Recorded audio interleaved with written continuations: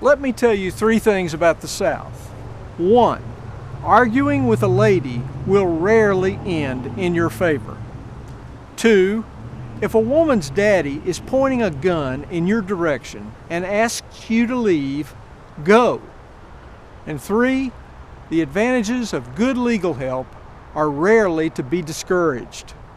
I say all that to recall the case that happened here in 1895, what the Chronicle called the Hilltop Homicide.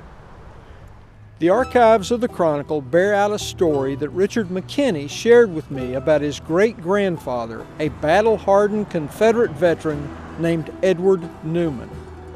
Back in 1895, an Army corporal named Alfred Deurer was stationed at the old Federal Arsenal up on the hill where the college now stands. He was about 50, from Connecticut, and had been in the Army for 20-plus years, 3 of those stationed at the Augusta post. We can assume in his marching and drilling and hanging around town, the corporal became attracted to a young Augusta woman named Rose Newman, who lived nearby on Hall Street, what we now call Fleming Avenue. This was very convenient for Corporal Duerer's romantic pursuits. But you know what they say about familiarity? It breeds contempt. And soon Miss Newman told him to get lost. He didn't take it well. He also, according to Army records, had a bit of a drinking problem. That's why he publicly threatened to burn the Newmans' house down. He might have succeeded if he had just gone ahead and done it. But according to a coroner's inquest, he kept coming back to the house, not far from the arsenal, and cursing and yelling at its inhabitants and threatening to torch their home. Edward Newman, the father of the young woman whose love had become unrequited, told the old soldier to leave and not come back, something he refused to do several times. He would leave, then return, jumping the fence and making his incendiary threats. And Mr. Newman, who must have learned patience in the Confederate service, kept telling him to go.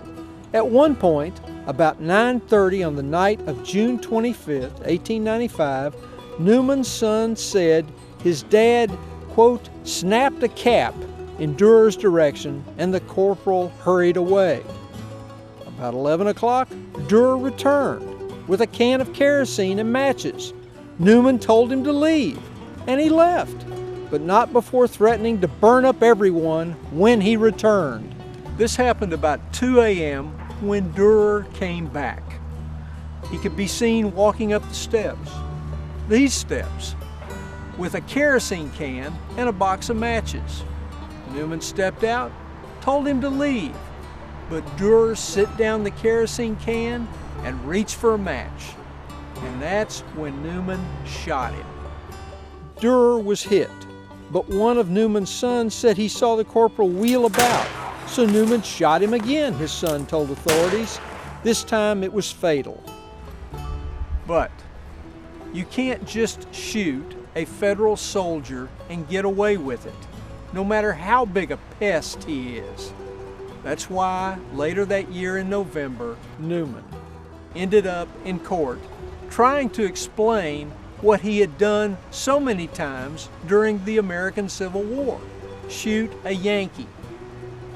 The indictment against Newman read for the murder of Alfred Duerer, but the evidence offered on the stand by the state was that Albert Duerer had been killed. Mr. Newman's lawyers, bearing the distinguished names of Hamilton, Finney, and Barrett, quote, took advantage of this variance and asked for a verdict in the case. The court, according to the story passed down through the Newman family, decided one shouldn't be found guilty of killing a man who doesn't exist. And the old Confederate veteran was acquitted and sent home. The prosecutor vowed to indict him again, but we find no mention of it in the Chronicle, and it doesn't appear to have been pursued. I think most of us would say that this was a case in which justice and common sense carried the day. As remarkable in 1895 as it would be if it happened today.